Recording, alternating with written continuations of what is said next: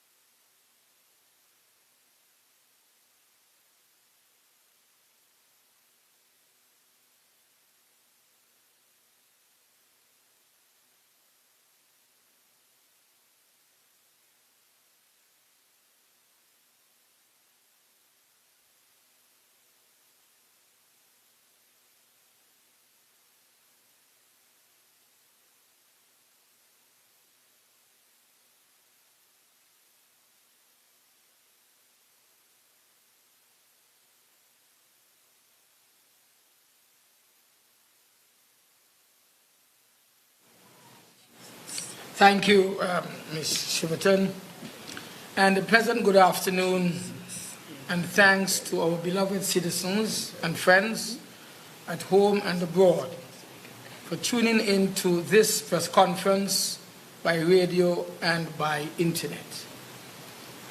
I would also like to thank Freedom 106.5 FM, and of course, Junior Libert and his staff, and KISS FM 102.5 for broadcasting our press conference live to the benefit of the general public at home and abroad.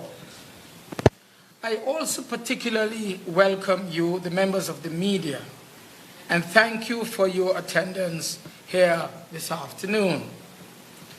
This month has been a very eventful month for us in the St. Kitts Nevis Labour Party. Our party, it is organized, it is energized, and is now fully mobilized for the campaign that lies ahead. The people of St. Kitts and Nevis are responding to our message of hope, our message of opportunity, our message of prosperity. They are very excited about our next gen SKN plans and ideas that will take our country through 2020 and beyond in this new decade and this new era. For the last 5 years, the Harris administration has not produced anything by way of plans and ideas that would enhance the quality of life of our people, stimulate our economy, and build on the multiple gains left behind by my former Labour administration.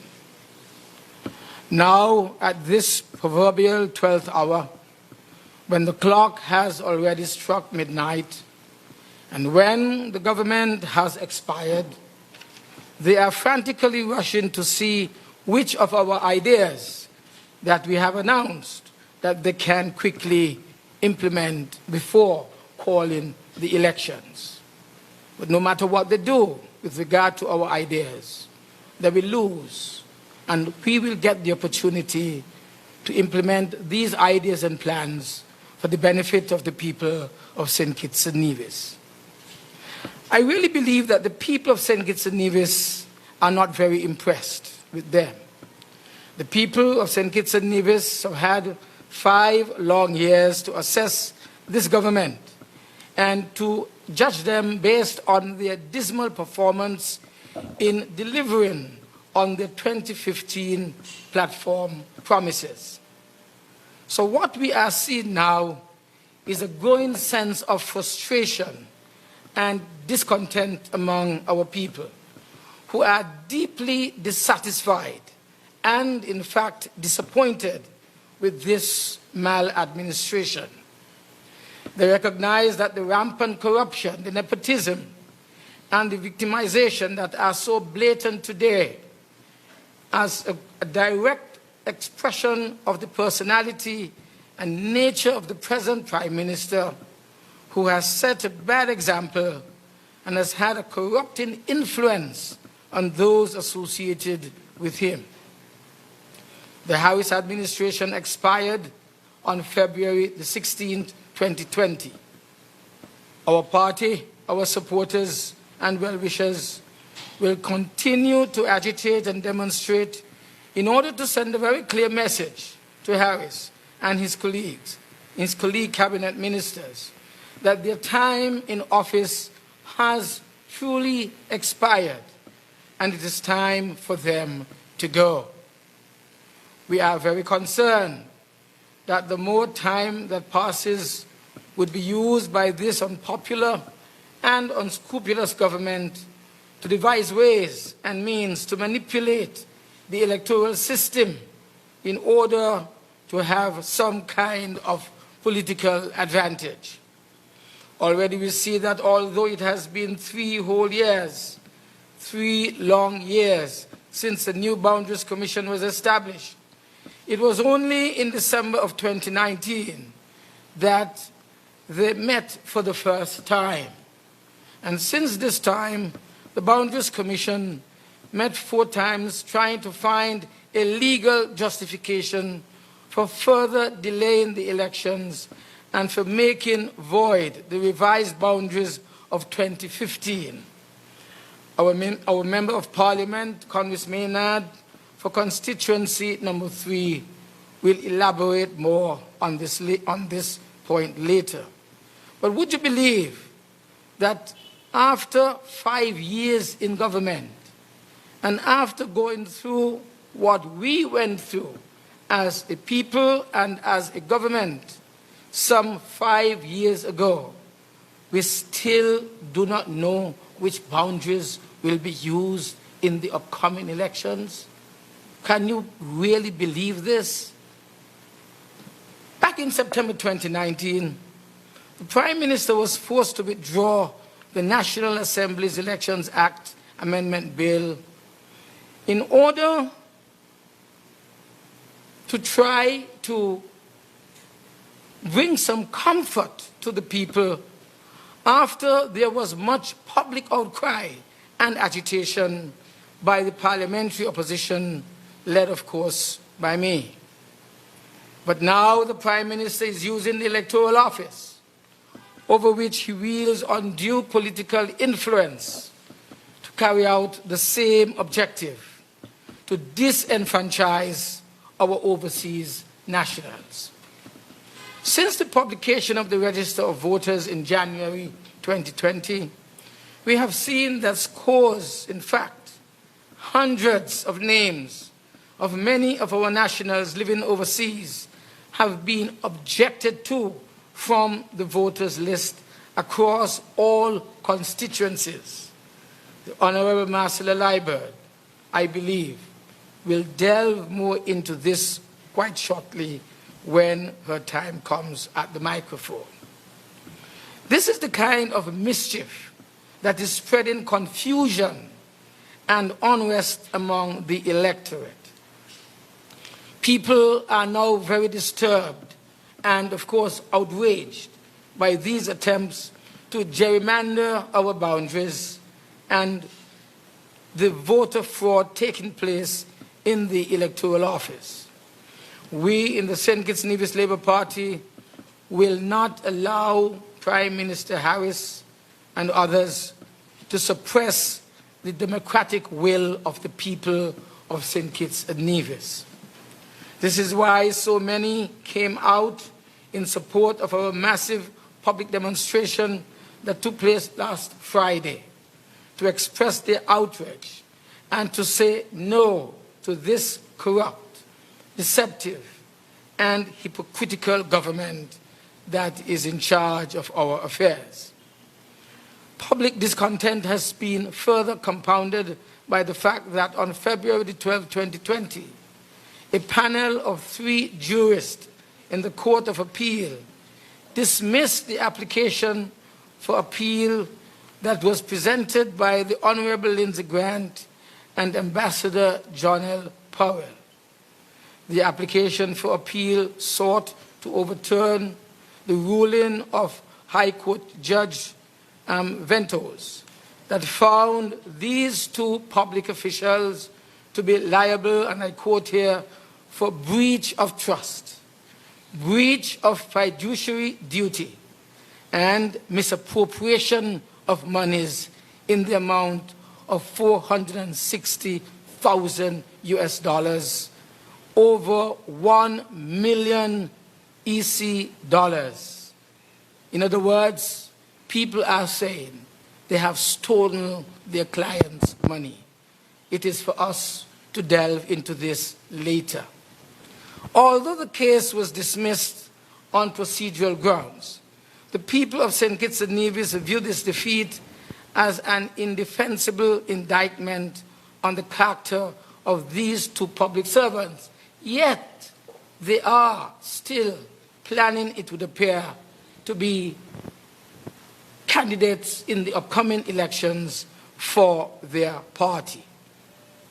The St. Kitts and Nevis Labour Party will continue to insist that even the appearance of such professional impropriety should be grounds for disciplinary action by the legal fraternity and for their resignation as high-ranking public officials of the government of St. Kitts and Nevis. We now know that the complaint by their client began as a criminal complaint against the Honorable Lindsey Grant and Ambassador John L. Powell all the way back in June of 2018. June 2018, that requested that the police investigate the matter. If the Harris administration is genuinely committed to upholding the principles of good governance, then the Honorable Lindsey Grant and Ambassador John L. Powell should be asked to step down at least until they are able to clear their names. But instead, what have we seen? We have seen that there has been a direct and deliberate intervention on the course of justice, on the investigation of this matter by the Minister of National Security, the Honorable Timothy Harris himself, so that the officer who was in charge of the white-collar crime unit was immediately transferred to another department of the police force, and the file which was being used to investigate this criminal complaint against Lindsey Grant and John L. Powell, the file has been lost, so to speak, I am told. This has been the practice throughout the region, or I should say, the practice that we have seen throughout the region where public officials have been accused of or investigated for misappropriation of funds, is that the persons who are accused have been made to resign until they would have had this matter properly dealt with, or at least put on leave until the matter would have been properly investigated. We see this in the case of the former Minister of Education for Jamaica, Mr. Ruel Reid, who was asked to resign by Prime Minister Andrew Holness in 2019 following an investigation into allegations of corruption and misappropriation of funds in the Ministry of Education in Jamaica. We also see the same response in the case of a Mr. Harold Brady, a noted attorney and senior member of the ruling Jamaica Labour Party, the JLP, who was disbarred after being found guilty of professional misconduct involving misappropriation of funds, just as Lindsey Grant and Jonell Powell have been found guilty of misappropriation of their clients' funds. All across the region, in Trinidad and Tobago, Antigua and Barbuda, Barbados, the Bahamas, wherever corruption has been proven or alleged, public officials are usually forced to resign and lawyers are disbarred, or at least they are put on leave until their names are cleared. So why is it so different here in St. Kitts and Nevis? Why has civil society, including the St. Kitts Nevis Bar Association, been so silent on the matter? I understand that there may be at the moment some technical matters, but why aren't others speaking out on this matter? Why does the Honorable Lindsey Grant continue to defile the hallowed halls of our National Assembly with his presence? Why is the question that has been asked. Why is St. Kitts and Nevis so different from the rest of the countries in the Caribbean region? To date, not one cabinet minister has come out publicly to denounce what has been or what has taken place. Instead, they continue to disrespect the people of our federation by rallying behind Grant and Powell, going on walkthroughs and conducting town hall meetings with them. These and so much more are the reasons why this expired government must go. This administration has no respect for the will of the people or the needs and concerns of the people of St. Kitts and Nevis. The time is now past due for the election to be called, that the people of St. Kitts and Nevis can have the opportunity to elect the next-gen SKN Labour Party so that we can usher in a new era of peace and prosperity and take our country to the next level and give our young people the opportunity to participate yet again in preparing themselves or effectively take part in the continued development and advance of our country. I'll stop here for now, and we will, of course, hear from my other colleagues. Thank you. Thank you, Dr. Douglas. Next, we will have the presentation by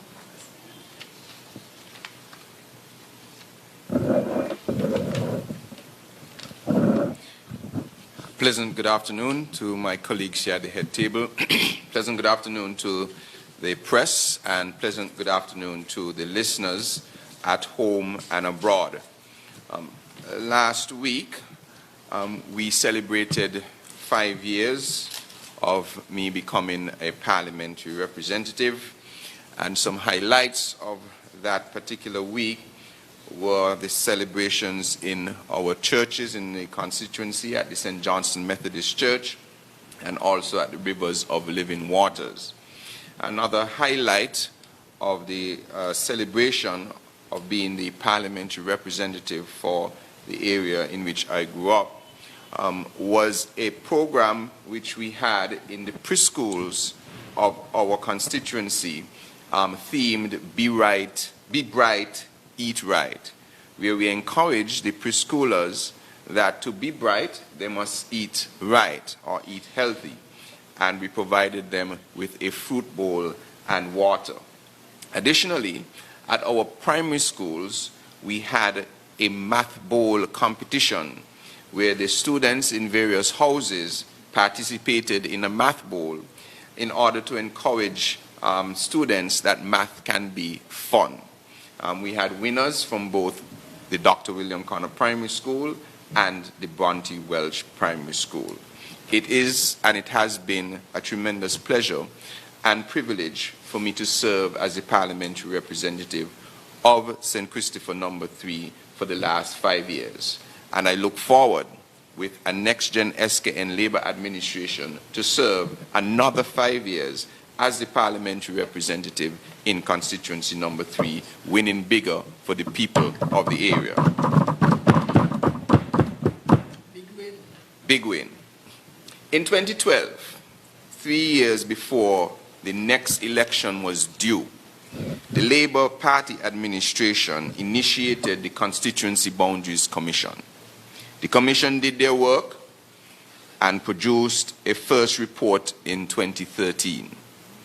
The opposition of the day took the matter to court.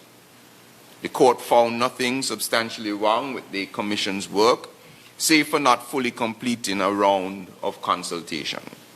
The commission went back to work and met over months to create another final report in January of 2015. That was immediately taken to Parliament, although the commissioners were well aware of all the work that was done prior to the final report.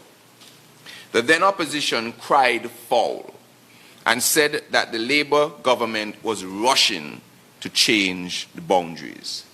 This is after a three-year process culminating in a final report. Fast forward to now. As a member of the new Constituency Boundaries Commission, I am disheartened and dismayed that our first meeting in the now expired term of the Timothy Harris government came in December of 2019. That is 2 months before the 5-year anniversary of the last election. The first meeting of the new Constituency Boundaries Commission happened in December of 2019, just 2 months before the expiry date of this government. There is now a clear rush to get the Constituency Boundaries Commission fully functional, as the government is apparently now intent on attempting to change the boundaries at this very, very late stage. That is, we on the CBC are presently meeting after the 5-year anniversary of the last election, purportedly trying to review the existing boundaries. Well, there are some still unanswered questions because there is no determination as to exactly what are the existing boundaries. Given the tremendous amount of noise and animation that followed the last CBC's final report, which started in 2012, I remind you, and ended in 2015, what then now is to be said or done for a process that started only 2 months before the 5th anniversary of the last election? We are saying in the St. Kitts Nevis Labour Party that it is clear that something is not right here. And we are asking, where are the voices of discontent that shouted so loudly before the last general election? As a member of the Boundaries Commission, I will endeavor my best to uphold my constitutional responsibility to ensure as best as we can that this government does not take us for a ride in that commission in their attempt to gerrymander the boundaries at this late stage. Now, as I transition to events in my constituency, yesterday was the 25th of February 2020, 5 years and 9 days after the last election. Yet, Akila Nisbet, who has been the government's caretaker for Constituency 3 for almost 3.5 years, is only now coming after the expiry date of the Timothy Harris government to tout her first rushed project of 2 short roads in Mattingly Heights of just a few hundred feet. What the caretaker did not say, however, is that this road was already slated to be done when the government changed in 2015, and that the new government removed it as a priority item, perhaps because it was in constituency number 3. What is an interesting coincidence, though, is that the first project that Akila Nisbet is touting is a road that leads directly to her house in Mattingly Heights. This is a strange coincidence and only lends to the very loud sentiment in the country that Timothy Harris and family, like Akila Nisbet, are all about fixing up themselves and their families first. We do not deserve that type of non-representation in constituency number 3. Apart from the 2 small road projects that were started at Mattingly and in Gavies, after over 3 years of Akila Nisbet being a caretaker, Akila Nisbet cannot point to a single major project specific to constituency number 3 that she had moved the government to do as a caretaker. Compare that to when I was a candidate under Labour administration for just over 1 year. Not only was I able to press the government, and in particular Dr. Denzil Douglas, for the multi-million-dollar road infrastructure development of the entire Buckley's housing development and Buckley's Park development, amounting to thousands and thousands of feet of new road.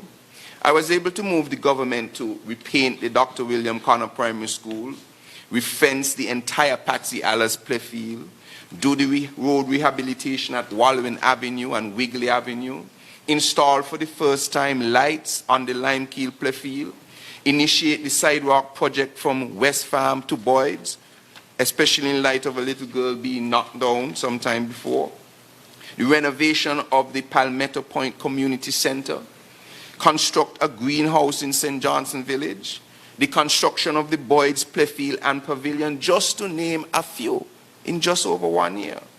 The point is that the candidate that Timothy Harris has handpicked, Akila Nisbet, so that he could control, does not have the ability nor the will to achieve what is best for constituency number 3.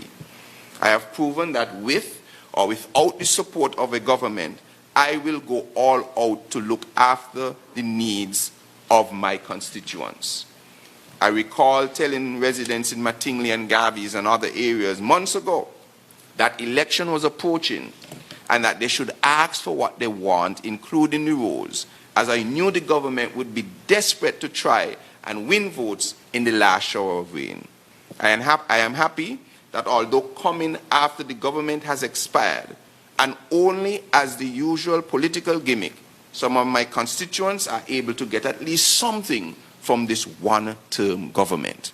We deserve better in constituency number 3 in government, and I bring myself to the people once again to win bigger for you and your family, and the constituency and the country.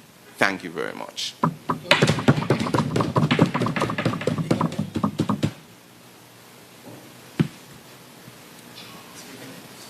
Next. Thank you, MP Maynard. I will now invite the Honorable Marcella to the microphone to make her presentation. Thank you, Lady Chair. Good afternoon to all of our listeners and our Facebook viewers at home, here in St. Kitts and Nevis and abroad, to members of the press, and also to my colleagues here at the head table. Before I make my brief presentation, I must say happy Ash Wednesday, today being Ash Wednesday, to all of the people of St. Kitts and Nevis. I would also wish to congratulate Mrs. Giselle Brisbane Matthews on being elected as the first female president of the Chamber of Industry and Commerce. It is indeed a history-making event. Mrs. Brisbane Matthews is a trailblazer, and we in the St. Kitts Nevis Labour Party wish her every success in her tenure as president of the Chamber and look forward to engaging her in that capacity. Fellow citizens, we are in the throes of an election campaign at the moment. Some say it will be an election like no other. What we are witnessing is a desperate man, Timothy Harris, leading a desperate band of ministers who are prepared to do anything to win. The depths to which they will sink is unfathomable. After 5 years of failed government, after 5 years of failing the majority of the people, they are now engaged in trying to win the elections by any means necessary.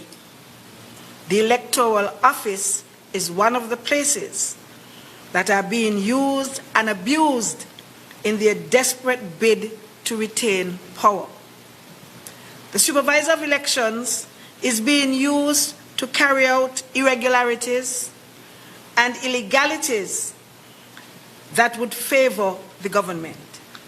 And so I say to all the people of St. Kitts and Nevis to look closely at the electoral office and to inform us of any unusual activities taking place there.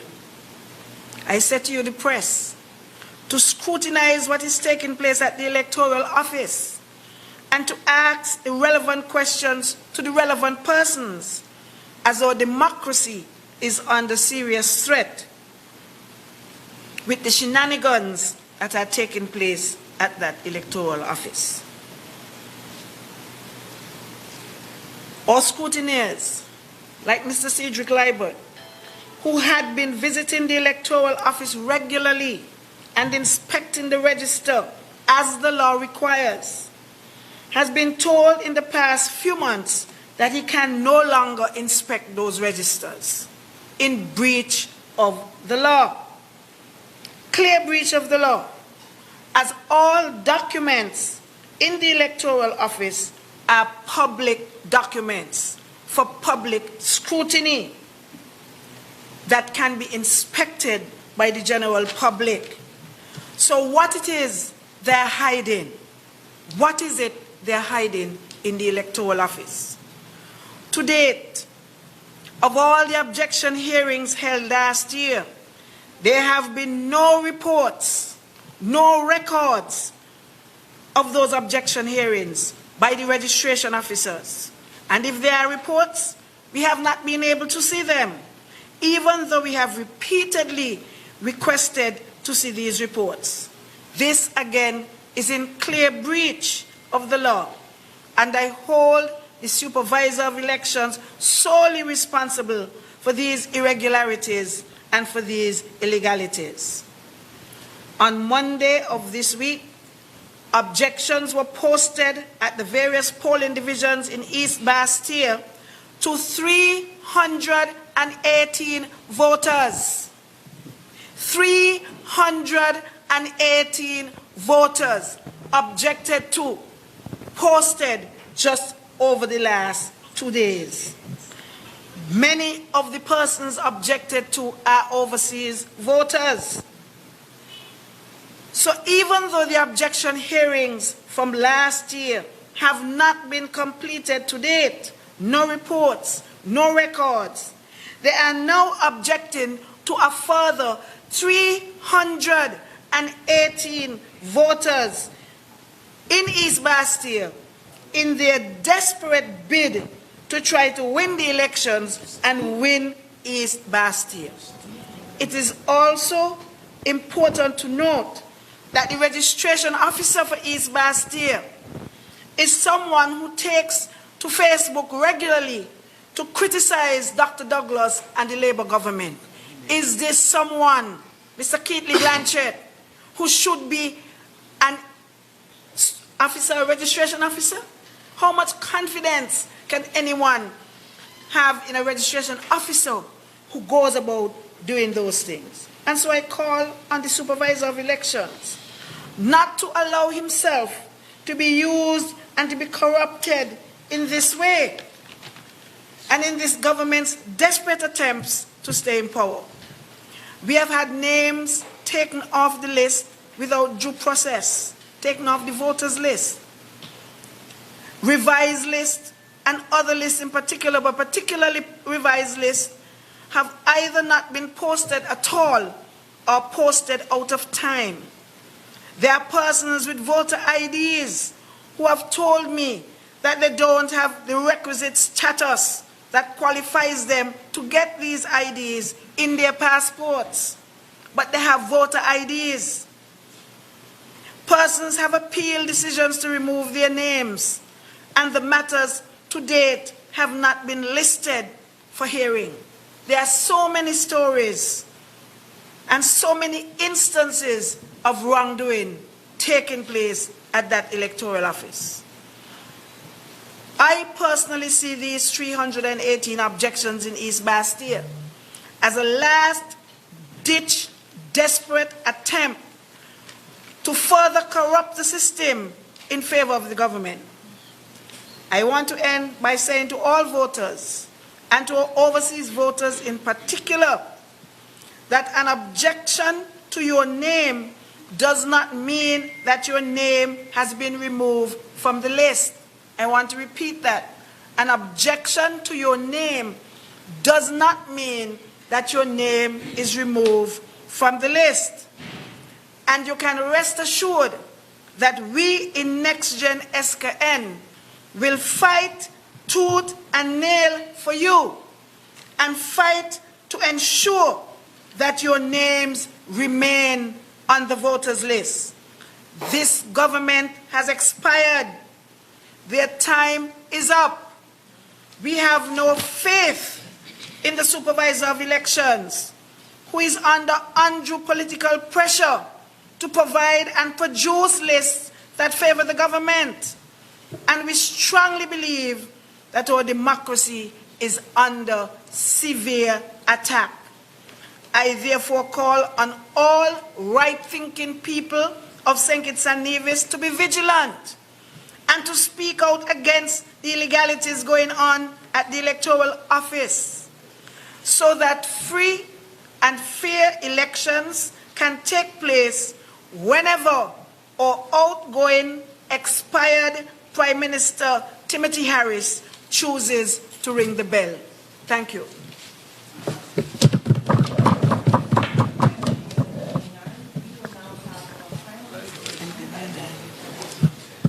Thank you, moderator. Let me say good afternoon to all of my colleagues here at the table, and to the press, and to all those who are listening. Very quickly, I want to just bring our public, our people up to date with respect to what's been happening in the Ministry of Health and Agriculture and beyond.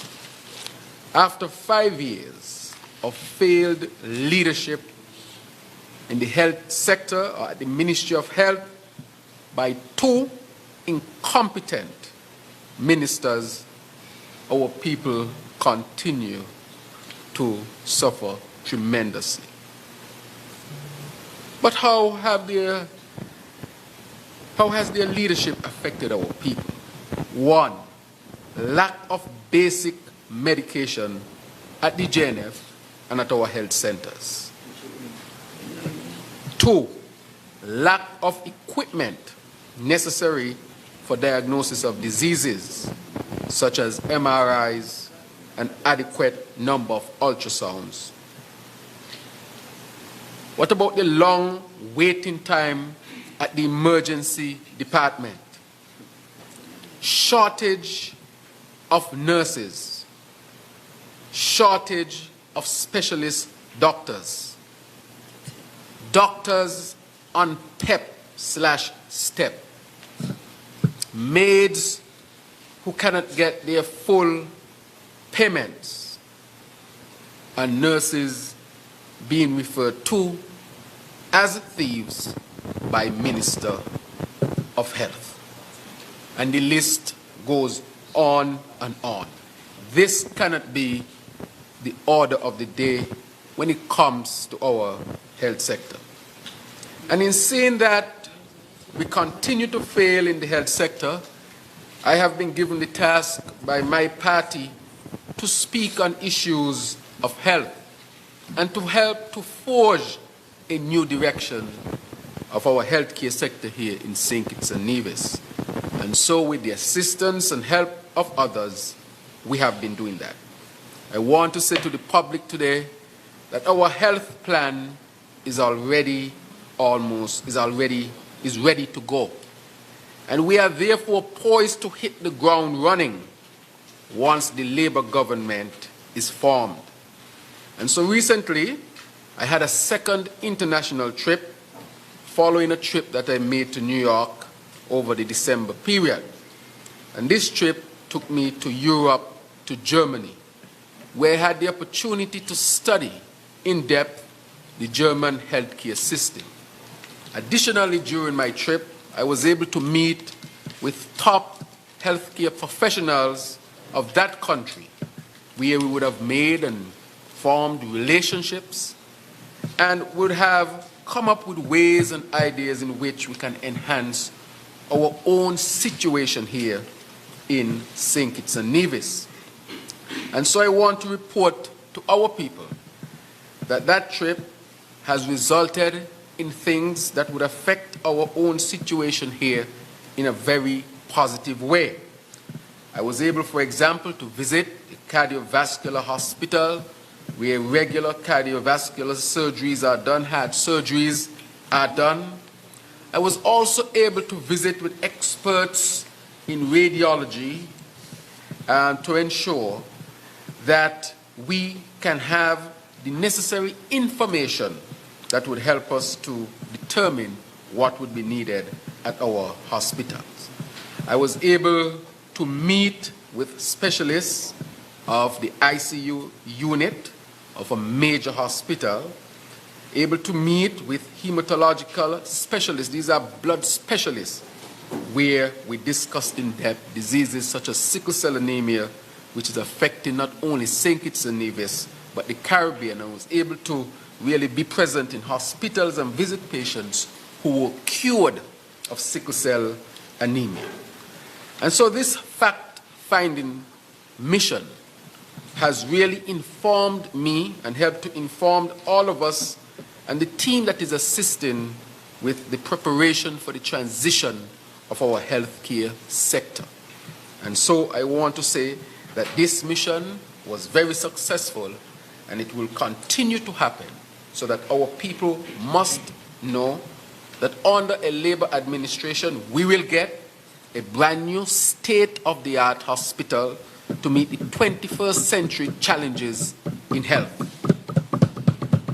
We must also know that we will train our nurses to become specialist nurses.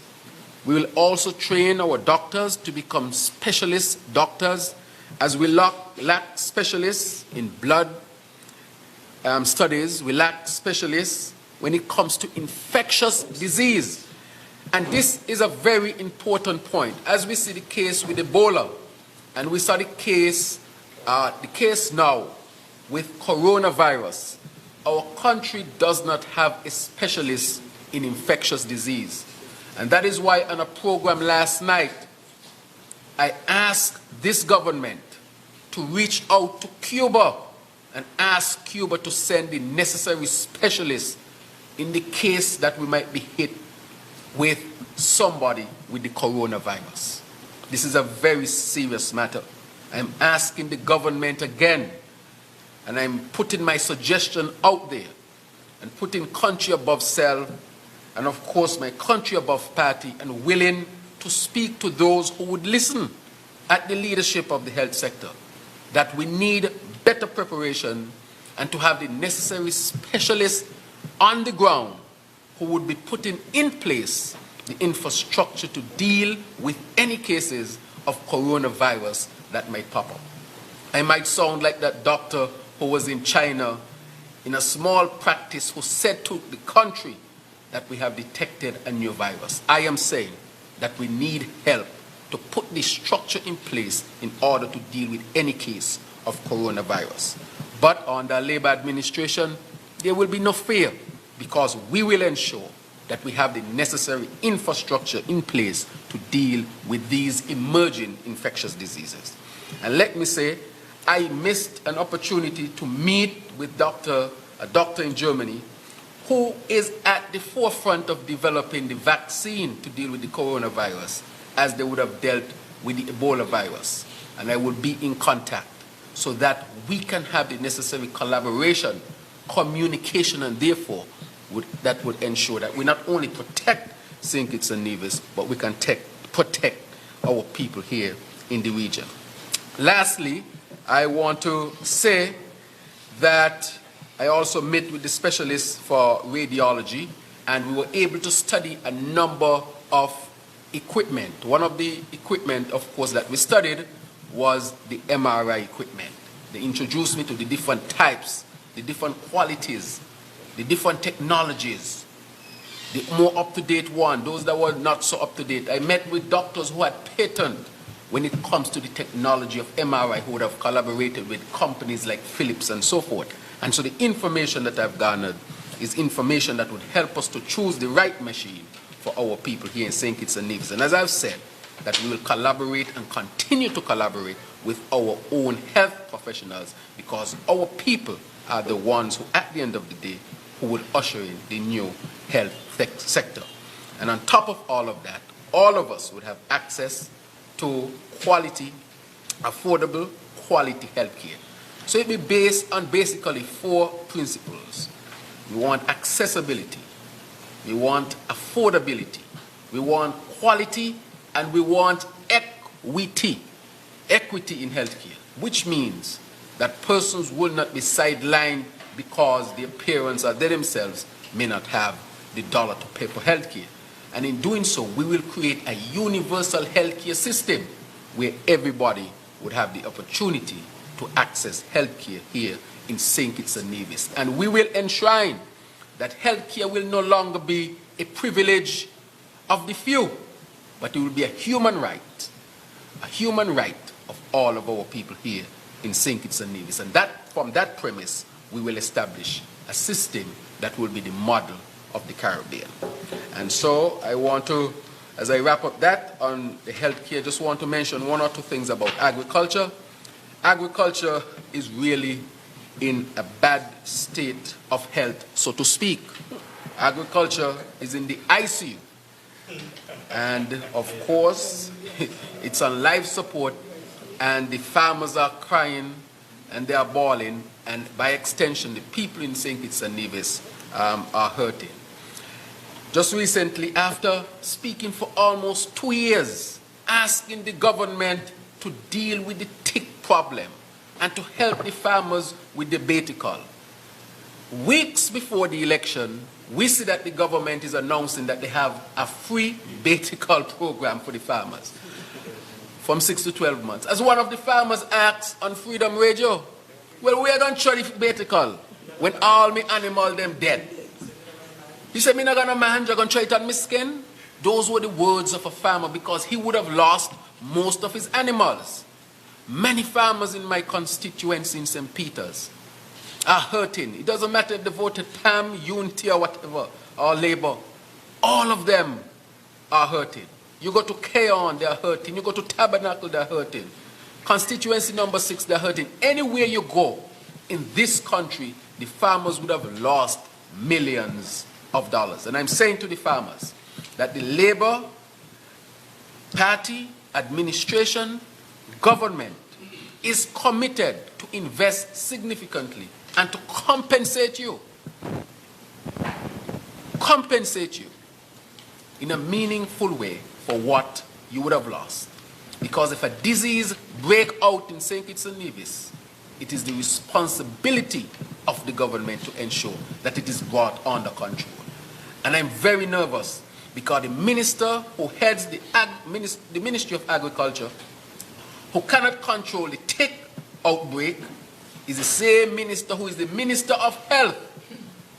And I'm wondering if he knows what to do if we have a coronavirus here in St. Kitts and Nevis. And this is not no alarm that I'm trying to issue that is based on political grounds. I am very serious. I'm going to say to them again, please get the necessary experts on the ground who would help us to deal with any case of coronavirus that might break up. Thank you very much.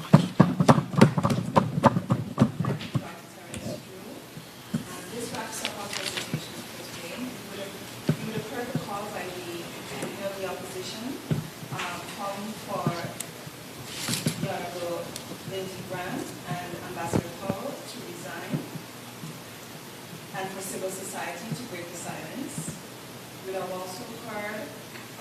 attempts to belatedly change the existing boundaries. You would have heard about the continuing illegalities taking place in the electoral office. And you would have heard the report by Dr. Terence on his trip to Germany, his intentions to revolutionize our healthcare sector, as well as his appeal for assistance to our farmers. So now we will open the floor to members of the media to your questions and your comments on these issues. Please identify yourself, the media house which you represent, and the name of the candidate that you would like to make a comment.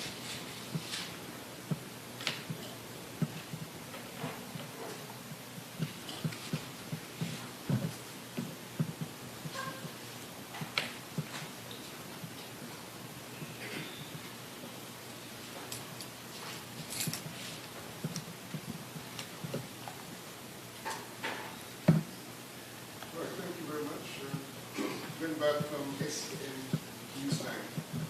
My first question is directly to Dr. Douglas as the potential leader, Prime Minister of the country, should say, start with the next election.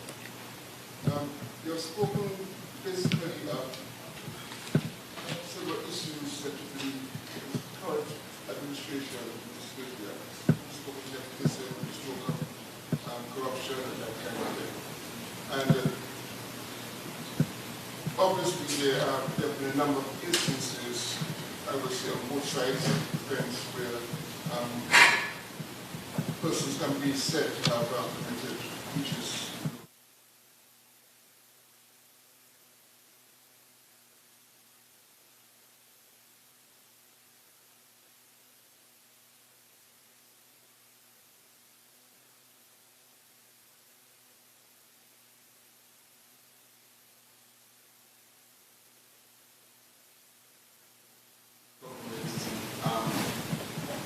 Basically into areas that they should not go, and referring to cases of corruption.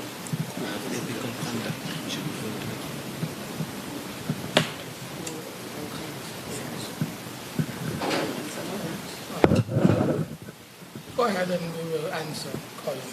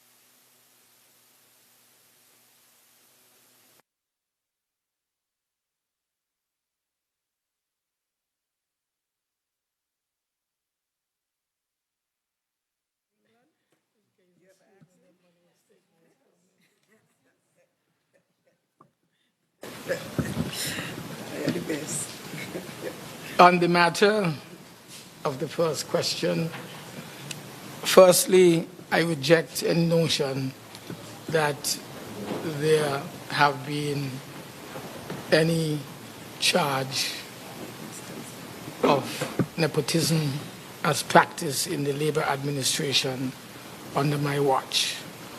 I know that all of a sudden we are hearing those charges coming from the Prime Minister who has been proven guilty extensively of practicing nepotism under his watch, where every single member of his family, specifically the siblings, each one has been appointed into positions by him, even in situations where there might have been appointments made before which were interrupted. In specific case where Len Harris, his brother, who was the manager of the development bank, was placed on suspension by the board of the development bank in order to investigate serious charges against him. once the government was elected on the 16th day of February 2015, even though he was on suspension, he was just simply brought back into the bank by Timothy Harris. And not only brought back into the bank, but was promoted to become the chief executive officer, where he alone had an increase, a tremendous increase in salary, despite the salaries of the other officers of the bank who were hard at work during the time when he was on suspension. So these charges of nepotism that are being made by Timothy Harris are simply red herring, and they are of no worth with regard to the charges against him. His sisters have been appointed. One other sister, Janine Harris, who is now the registrar, was in fact removed from that position long before the elections, and her reappointment was already transferred to another department of government, had been labeled by those who practice in the profession that she was incompetent, and as a result of that was transferred out. As soon as the elections were over and the new government was in place, she was brought back into the position of registrar and continues her incompetent practices, so that today every single legal practitioner has a problem with her. And these problems have been reported as high up as the Chief Justice of the Eastern Caribbean Court, and it would appear as if the Attorney General and the Prime Minister have done nothing about it. So these charges of nepotism against Labour are just red herring to try to answer the serious charges of nepotism that have been not only accused, used as to accuse the present Prime Minister, but also proven by his own action since he has been in that office. We have definitely already expressed our position with regard to dealing with this problem. You would have heard since last year we adopted a code of ethical conduct. Every single member of this team signed onto that, not only earlier last year, but earlier in January when we launched the roadmap of our policies and programs which we shall pursue as a new government. They again took that pledge in front of the whole nation, and we are committed to pursue that in order to ensure that there's proper ethical conduct on the part of every single one of us here when we would have gotten into government. I also want to say to you that we will operationalize effectively the Integrity in Public Life Act. The Integrity in Public Life, the Integrity Commission will be fully operationalized. I know that, as you are aware, one member, the chairman of that commission, had been frustrated, deliberately so, by Timothy Harris, where the commission was starved of financial resources so that it was made functionless. Only after pressure from the opposition that a new commissioner has been appointed in the person of Poletta Lands, Justice Poletta Lands, and we understand that attempts are now being made to operationalize it. But the government has expired. So for 5 years, although it got elected on a good governance agenda, of which integrity in public life was a very, very important pillar of that agenda, 5 years he has done nothing. And you know what that amounts to? All of the corruption that have been charged against him, he would not have declared any of his assets for 5 years. And now that the government life is expired, we now have some activity, it would appear, taking place in the commission. But the government has expired. And so it would appear as if they would not be allowed, they would not have been given the opportunity, they would not have been forced by the laws to say exactly what their assets are. And as a result of that, as a smartness that he has practiced on the people, he thinks that he has gotten away. But he has not gotten away, because time is longer than twine. Additionally, we will review the Public Accounts Committee Act. You know, the Public Accounts Committee was rendered toothless. Once we are back in office, we shall review the legislation that was reviewed, and we will take the activities of the Commission back to where it was before Timothy Harris rendered it completely toothless.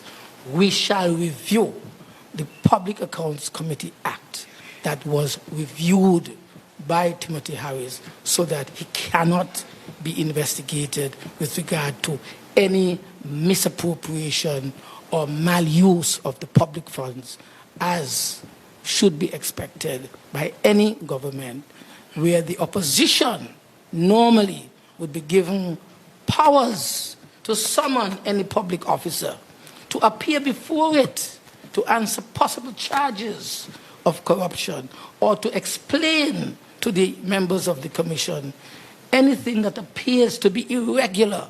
That power has been taken away from the Commission because of the act that was passed in the Parliament by Timothy Harris. In fact, only matters which are mentioned specifically by the Director of Audit can be raised by the Commission. In other words, the Commission has been rendered completely worthless and useless.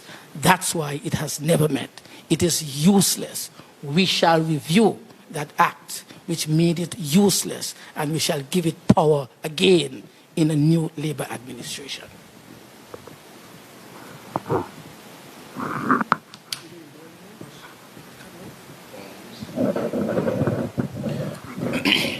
Greetings. Thank you for the question on boundaries. Did you say, can you repeat who you said called the boundaries illegal? The Labour Party currently present current boundaries and the boundaries that were used in the last election illegal because they were not balanced population. Oh, right, unfair. I don't think that the term really is illegal. So you're asking, so what is the question in light of that? Do you still feel that they're unfair, considering that you're against boundary changes? No. Right. So the 1989 boundaries that have been the subject of elections since 1989, 1993, 95, 2000, 2004, 2010, and 2015 have long passed their usefulness, because our Constitution requires that the boundaries are as near equal as practically possible. And that is why the St. Kitts Labour Party in 2012 ventured to correct this anomaly which we now have with the 1989 boundaries. So indeed, they are unfair. My colleague here from constituency number 8 has constituents well in excess of 6,000, while my colleague Kenny Douglas has constituents just over 2,000. That is too wide a spread to maintain the one man, one vote principle. And so yes, the boundaries are unfair, but the process went through already in 2015, and there are boundaries that correct those anomalies. And this government had 5 years to do whatever they wanted, whether to challenge, whether to accept, and they have done nothing so to do. But now, in the last shower of rain, after 5 years in government, after they have been expired, we are now meeting as a boundaries commission to then hurriedly come up with new boundaries. Something has to be fundamentally wrong with that. And I expect that the voices must become louder in condemnation of this blatant attempt by the government to gerrymander boundaries to their own liking. One of the things that they do not like about the boundaries of 2015 is that they make the process fair. And when the process is fair, they will lose. So that is why they are intent on gerrymandering the boundaries to suit their own political agenda. On the matter, I think you raised a question about Gatwick. Let me make it absolutely clear that I myself am confused as to which of the stories that I've read is correct. I've had about 3 different versions. And let me make it clear. Whatever money I have had is in safe keeping whenever it is necessary for me to have it back, to retract it shall be retracted. There's no problem at all about money and Gatwick, none whatsoever. I've had so many stories, I don't know which one to believe. Which one are you asking about? 92,000 US dollars were taken away from your I position. never had 92,000 US dollars. That's what I'm saying. Which story is really correct? Yeah. When you get the right story, ask me and I'll answer. Again. Good afternoon to one. The 1.2 million with Granton, you asked them that? And that wasn't their money. Good afternoon, Kenny James, Kiss FM. Dr. Drew, there is a recording going around with the Minister of Agriculture where a farmer who in the recording seemed very distraught asked several questions in an attempt, of course, to get answers. The minister then proceeded to put blame elsewhere instead of addressing the farmer's woes. Have you heard this recording? If you have, what are your views on it, and how would you have dealt with that situation?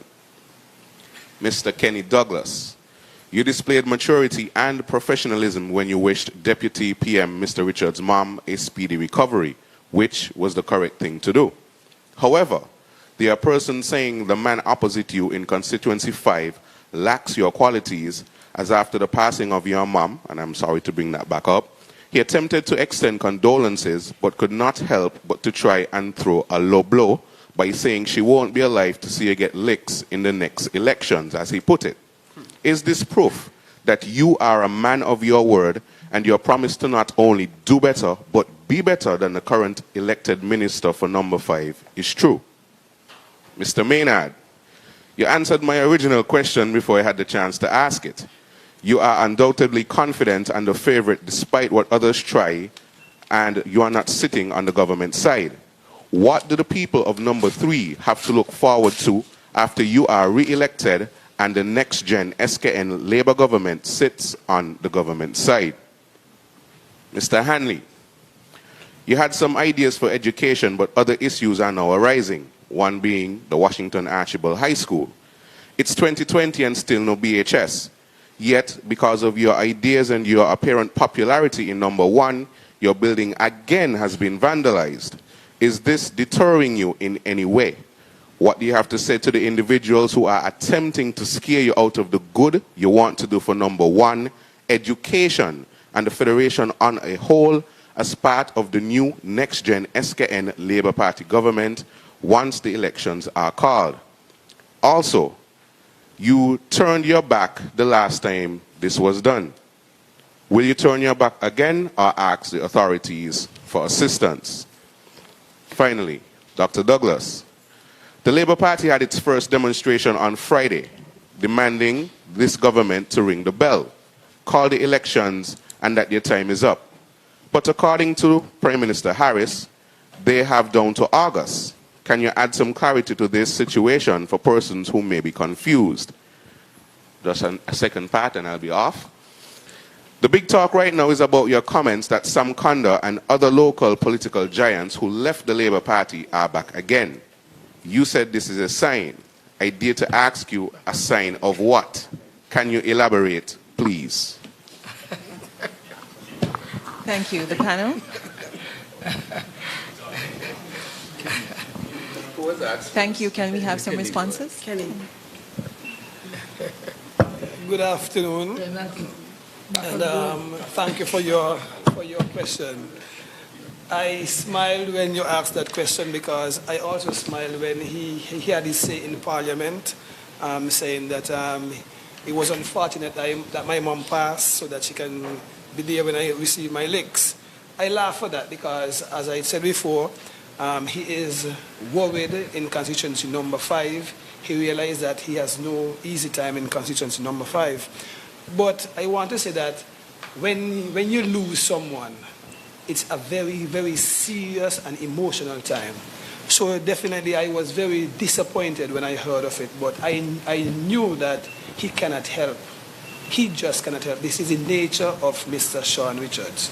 So after this event took place with his mom just recently, I received a call the very same day when it happened, and the right thing was to do. A person with class, a person with respect. That's the type of person we want in constituency number 5. And that is the type of person I am. And so I kindly sent out a nice little message saying to Mr. Sean Richards and the family of his mom that I deeply regretted what took place with his mom. And I am serious about it. I stand by it. And as a matter of fact, I will go to her home or where she is. If she's at the hospital at this present moment, I will visit her and I will wish her once again a speedy recovery. And that is what I believe is the best thing for you. I want to finish by saying, do you know that presently, as his mom goes through this set of injuries that she sustained in the accident, Sean Richards is presently in Trinidad and Tobago enjoying himself at the carnival. The correct thing for him to do as a representative of constituency number 5 was to jump on a plane the very same day, because it took just $125. It will take just $125 to change his flight to come home to take care of his mom. That is all I have to say today. All right. I think you asked about an issue with agriculture. Right. I heard about the recordings. I listened to 1 or 2 of them. But to sum it up, I think the theme that is coming through, or the sentiments that are coming through, reflect frustration. Frustration on the behalf, fundamentally, of the farmers. I'm also learning that there's a great deal of frustration even with the staff that work within the Ministry of Agriculture. And all of this is a result of poor leadership. Every ministry that Eugene Hamilton is in charge of is in problems. Healthcare, shambles. Agriculture, more shambles. Housing, more shambles. Cannot deliver houses for our people, cannot deliver food for our people, and cannot really upgrade the health sector to where it's supposed to be, to ensure that we got good health. We have good health here in St. Kitts and Nevis. And so when I hear the farmers, it's all playing towards the same thing. Incompetence in Eugene Hamilton. I want to say to the farmers, because you asked what would have been my response. What that tells me, when problem gets so large, it means therefore that when things are happening before they get so large that nobody was paying attention. I have heard these complaints since years ago, and I kept saying them week after week on the radio. It did not have to reach to this level. Did not have to reach here. The farmers in St. Peter's would not have had to suffer the way they are suffering. And the farmer who was speaking was the farmer, I think he is an egg producer or something like that. That's the type, he's into poultry and so forth. And he spoke about how many animals he would have lost. I heard the farmers speaking about this a few years back. So it therefore means that the minister is not managing the ministry. It therefore means he's not taking the issues of the farmers seriously. How would I deal with it differently? 1, the issues of the farmers will be taken very seriously. There will be constant quality contact with the farming community to make sure that what is to be done is done every step of the way. That is what we would ensure. And that would help to mitigate all of the serious issues that we have. The other thing we'll make sure is that farming and agriculture becomes a priority. Farming or agriculture, they become priority here in St. Kitts and Nevis. Because when you make them priority, it means therefore that you would put the necessary policies in place, procedures in place, and the necessary feedback with those who are actually carrying out the activity of farming with the government. Those would be in place and help to mitigate a lot of the issues. So what I want to say to the farmers, that you have suffered a lot, that you have lost millions of dollars because of poor leadership and negligence on the behalf of the minister. The St. Kitts Nevis Labour Party will make agriculture and farming a priority once again.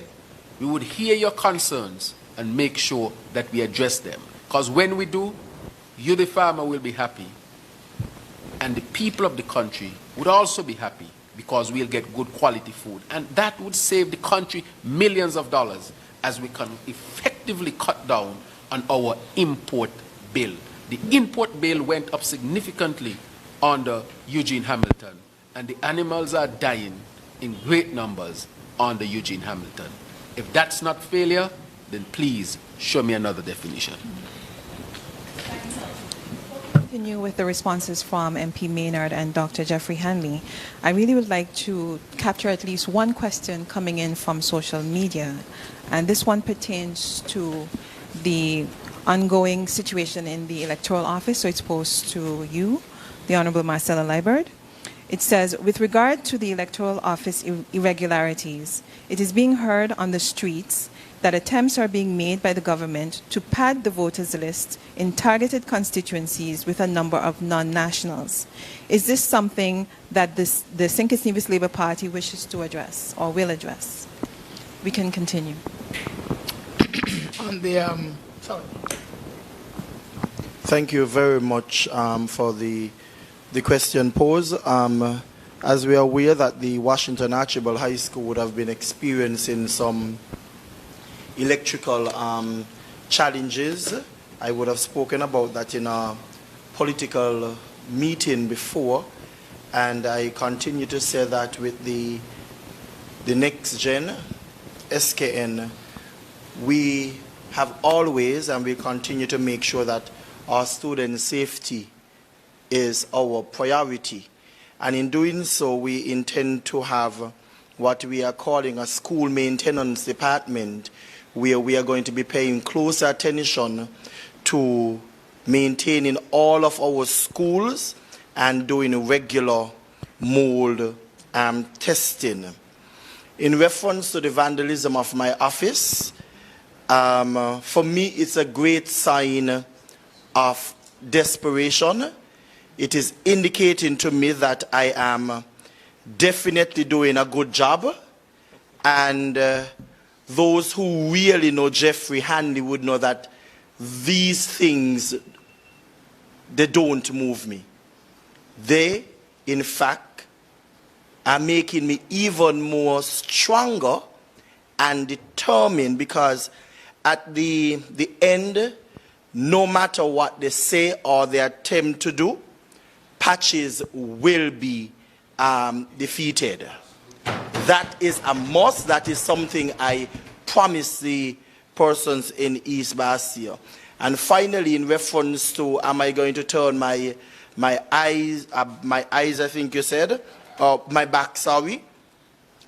It's unfortunate how we address these things, because this is in fact the fourth attempt in reference to some property for me in the constituency, and on every occasion, with the exception of this one because I was off island, it was reported, or they were reported to the police. The last one, video footage, was sent to the relevant police officers, and to date, no police have contacted me in terms of further investigating.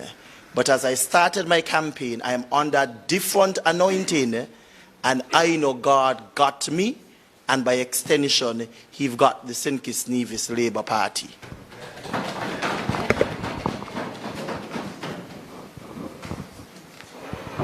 There was a question about what should the people of constituency number 3 look for in my area. The list is long, so I will curtail it based on the time that we have. And so I want to speak about small businesses, because one of the things that I have noted in canvassing the constituency over the years is that there are a lot of young people and people in general who have these small businesses or ideas of small businesses, but they have nowhere to operate, so they operate on the veranda, the backyard, in the front room, out of the car. Plumbers, electricians, hair braiders, many of them, makeup artists, graphic designers, technology persons, etc. And so for that, I am proposing that we are going to build a small business mall complex in the Limekeel development area, such that persons can have a storefront, they can have an office and a back storage option, such that people can approach them and they can provide the professional service at very minimal cost in order to promote small businesses. Many years ago, I think the Labour administration started a commercial park in the Shadwell area in an attempt to move some of those same type of small businesses out of the community and put them in a commercial park. So that was done in Shadwell, which is the eastern part of the constituency. In the Boyd's area, the Labour Party administration had given out and allocated hundreds of housing lots. And so that area has been growing and is poised to continue growing at a huge rate, especially with the Labour Party, a next-gen Labour administration in office. And so I am proposing as well for the area of Boyd's, Palmetto Points, and West Farm, a similar commercial park, such that new businesses in that area can have some place to establish themselves and serve the needs of the people in that growing community.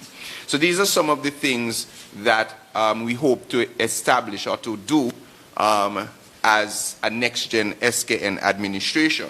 And nationally, just to go nationally, which will also affect our constituency, is one, duty-free vehicle for persons over 18, reducing VAT from 17 to 13% so that you can save more.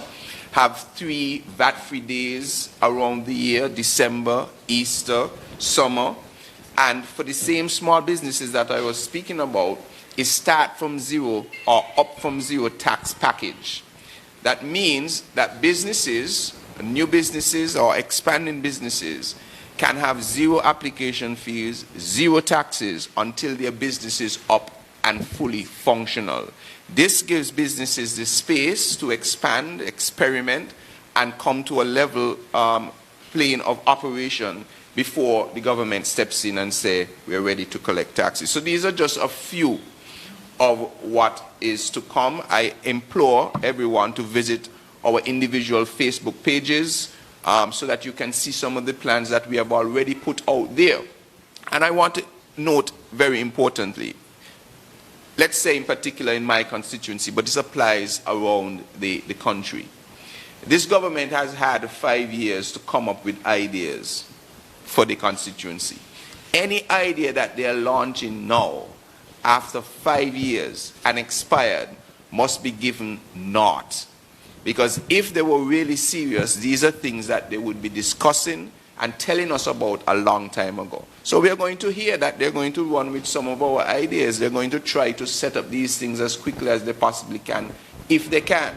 We are saying do not be fooled by that. We have been out and about expressing many of our ideas for months now, and this government can't promise. They need to deliver, and it's too late. They've passed the time. The referencing the statement that I made in our public meeting last week, Thursday, in St. Paul's, that is a very clear indication that the Harris government has expired. And people are in fact abandoning what I will describe as a sinking and stinking ship because of its corruption and nepotism that has laden it to the disgust of the citizens of St. Kitts and Nevis and members of the government and officials of the government who supported that government in the past. I don't think anyone needs to take issue with me for recognizing that people are abandoning the government.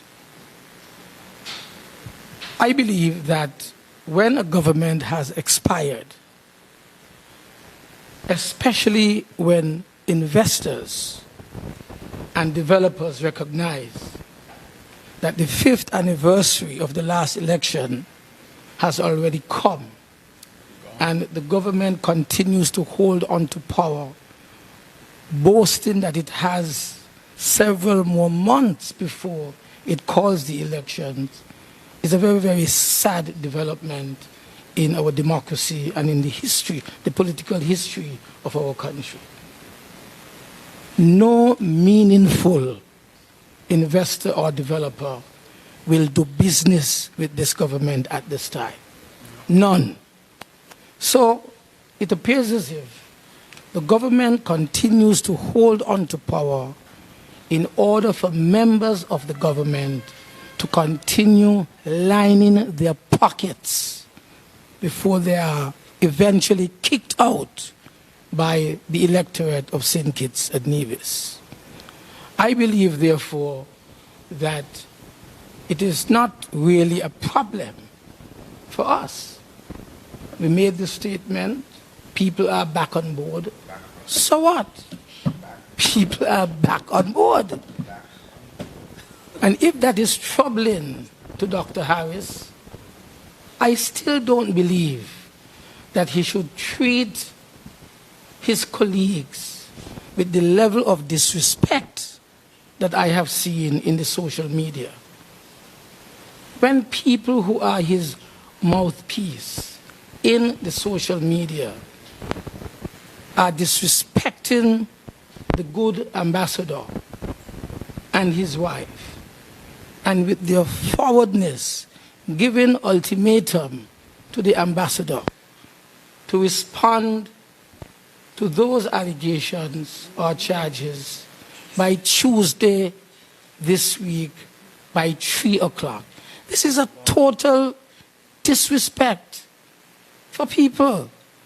People in St. Kitts and Nevis, irrespective of what their political affiliations would have been in the past and present, they are still having their basic rights to choose any party of their choice.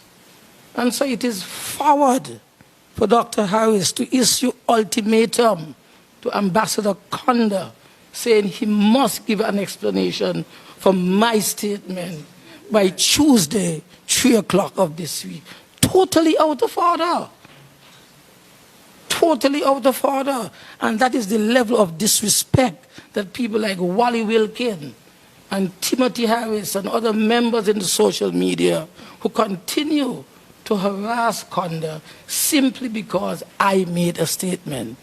Well, ask Conda yourself. That is what you have to do. Before I answer, I just want to say something about the 5 years thing that Harris is talking about.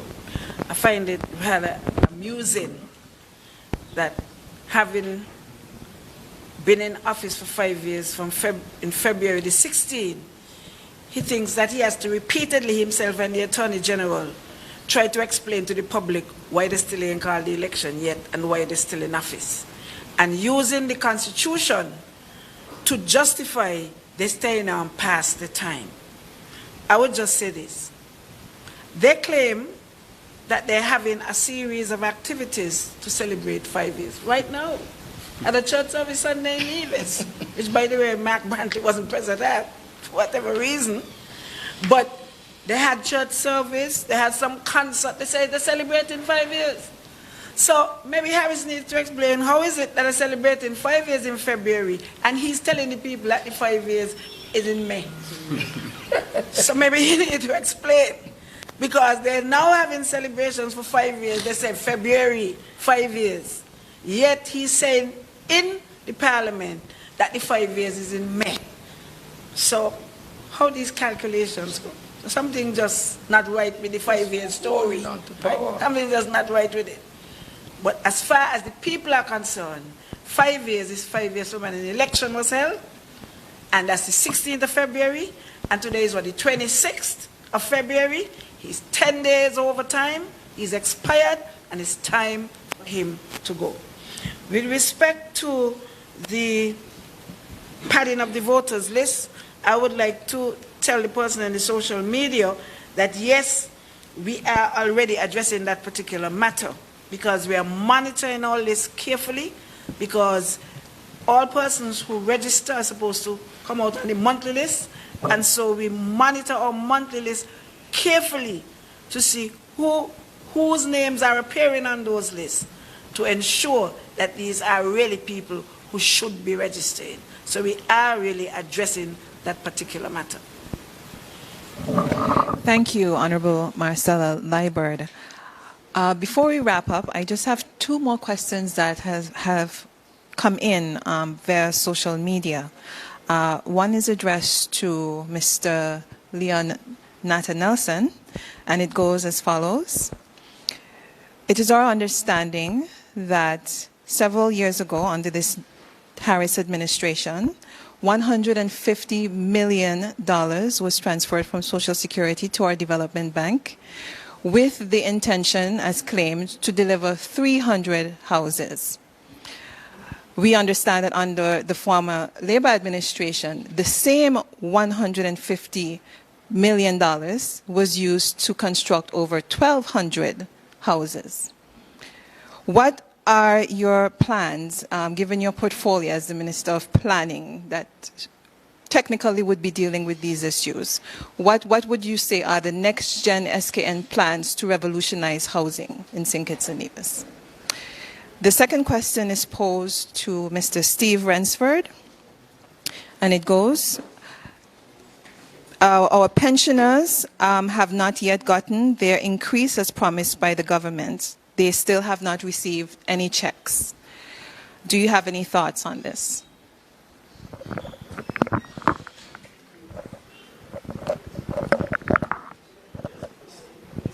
We'll take one final question.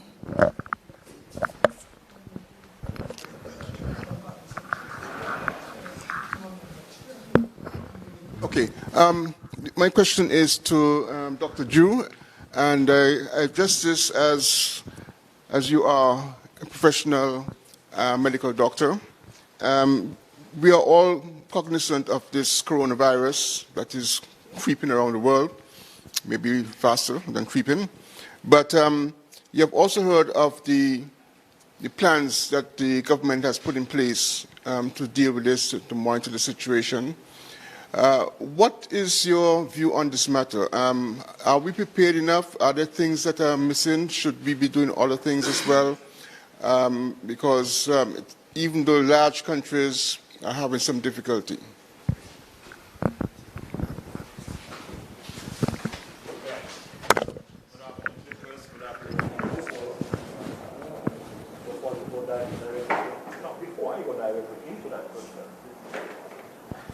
I want to say, when it comes to calling an election in August, the only thing that is going to happen in August is to give Timothy time after the elections in either April or May to bring back the government money. That is the only thing that is going to happen.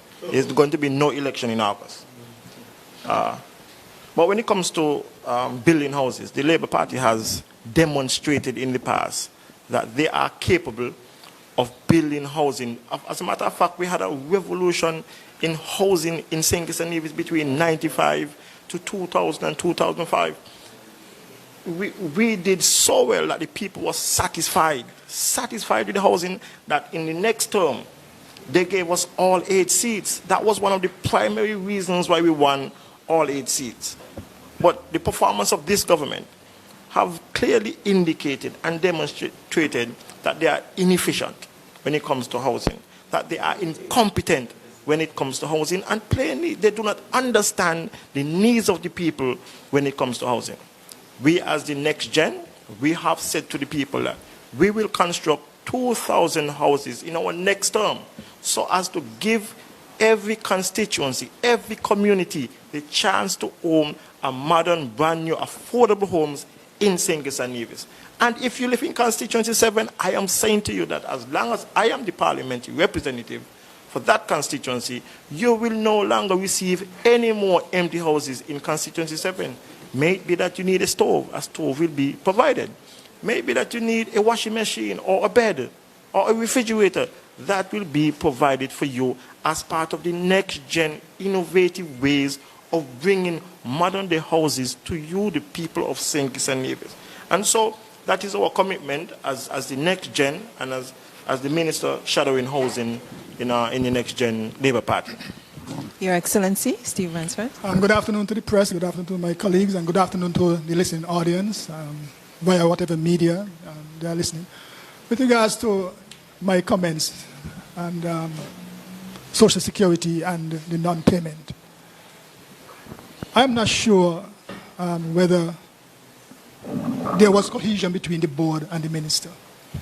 When I used to work at Social Security, once there was going to be an increase, there would have been a recommendation from the actuary, discussed with the board, and the board discussed with the minister, and then there is some level of understanding of what Social Security can take at the point in time. And so at that time, it was across the board. There was no tiered giving and so on. It's supposed to be across the board, but they would have their reasons. And we would know what the reasons are when we get in.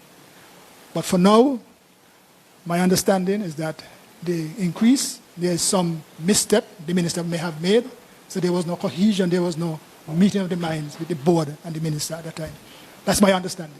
But as I said, when we get in, we will know exactly why this debacle took place. And I want to say one thing.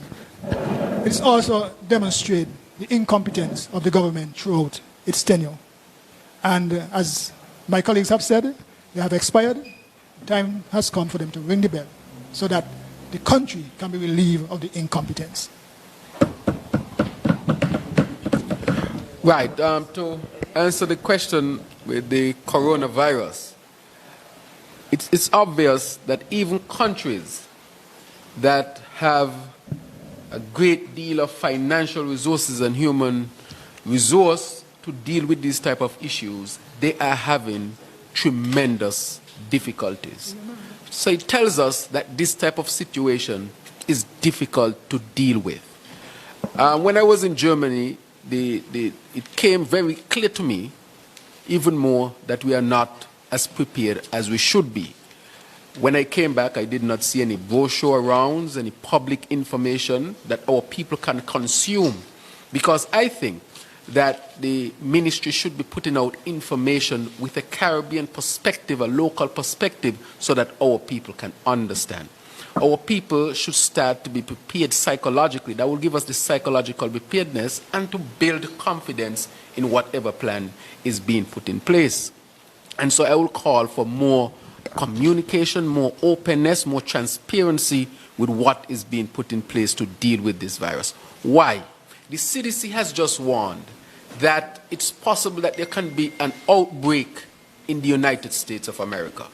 We know that most of our tourists and our international communication and so forth and relationship come from the United States of America in terms of transport, tourists, food, and many other things.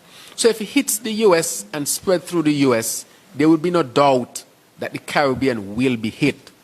I am saying today that we do not have the necessary specialists on the ground to deal with this. We do not have an infectious disease specialist. We do not have a respiratory specialist. We do not have respiratory techs, as most people might die from a respiratory failure. Do we have the necessary things in place to ensure there's protection at the border? Do we have numbers to call if we suspect anything? Where do we go? What do we do? The people have to be informed and updated. I'm very concerned about this, When I see what is happening in Iran, when I see what's happening in Europe, Italy, and when I see that the CDC is having nightmares, and now the World Health Organization is wondering if this would become a pandemic, and we see that Olympics are being threatened in Japan, our country, which is a small country, which will be devastated. Our healthcare system is so fragile because of its weakness and lack of resources and proper leadership, it will break. I am saying that our people have to say, let's put this politics aside now and work together to ensure that we can do it. I'm calling on the Ministry of Health again. I'm calling on the ministers of health. Take this warning seriously and let us put the necessary things in place to protect all of our people. Do what is right and what is necessary.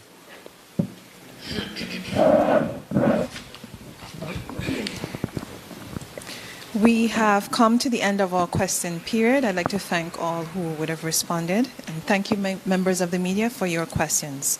I would now like to invite the political leader and leader of the opposition to make some very brief closing remarks. Thank you, Ms. Shiverton. I want to thank the members of the media for joining us here again at party headquarters, that is election campaign headquarters, at the corner of Church and Keon Streets. I want to thank you for being here with us again. I want to thank the members of the Next Gen SKN team for clearly responding to the questions of concern that were raised by the members of the media. And thank you, members of the media, for again being here and participating in this conference. The government really has expired. And as I said earlier in one of the responses, no meaningful investor, no meaningful developer will be coming at this time to this country to speak with this government about moving forward on any of its initiatives. As far as the entire region is concerned and the international community, the Timothy Harris government, which has been labeled with corruption charges and incompetence, this government, according to them, time has expired. And in full support of the Labour Party's position that the time has come for a new election to be called. We want to make it clear, therefore, that irrespective of how much more time Timothy Harris and his government take to line their pockets with taxpayers' money, irrespective of how many attempts are being made to change the boundaries at this late hour, irrespective of how many of the next gen plans and programs are attempted to be implemented by this administration, the outcome of all of this and the outcome of the elections is very clear. They will lose and Labour will re-emerge as the government to look after the interests of the people of St. Kitts and Nevis. I advise, therefore, that the uncertainty in the country be brought to an end. Brought to an end by the calling of the elections. We will continue, of course, our own agitation, mobilization, and organizing for the elections. On Thursday, tomorrow evening, we shall go to mansions, constituency number 7, and lend support to Leon Natter Nelson as he outlines to the people of Mansion and the people of constituency number 7 his plans with regard to the next-gen plans for the development of Mansions and the other communities in constituency number 7. We invite you to come out at 7:30 and to be part of us. And on Friday at 4 o'clock, if you assemble here in campaign headquarters at the corner of Church and Keon Streets, we have a treat for you. We shall be together again. When we meet Friday at this place at 4 o'clock in the afternoon, and you will take a walk with us.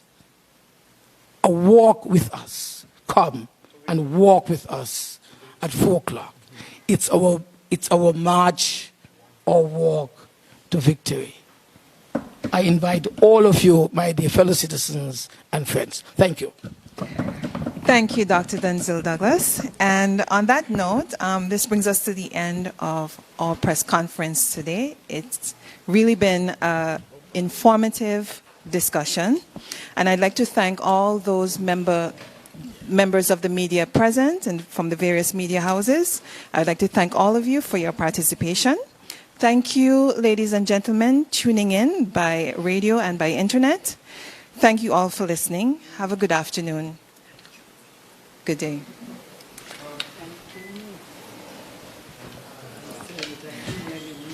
Before you leave,